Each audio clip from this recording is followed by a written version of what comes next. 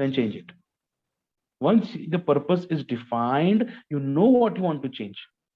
Once the purpose is defined, you know what in which direction you want to go.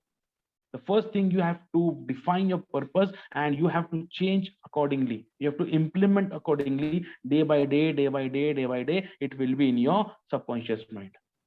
It will be in your action. It will be in your thought process.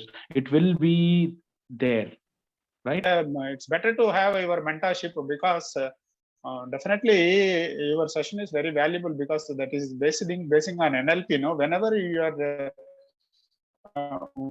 giving instructions while closing my eyes and doing such things, in fact, we feel in that situation. We'll be in that situation. We are there in that situation.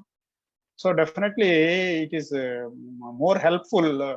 The interaction with you is most important. Because that's why I'm waiting for your session. Actually, whenever I get involved in your session, the inspiration levels will reach pinnacle.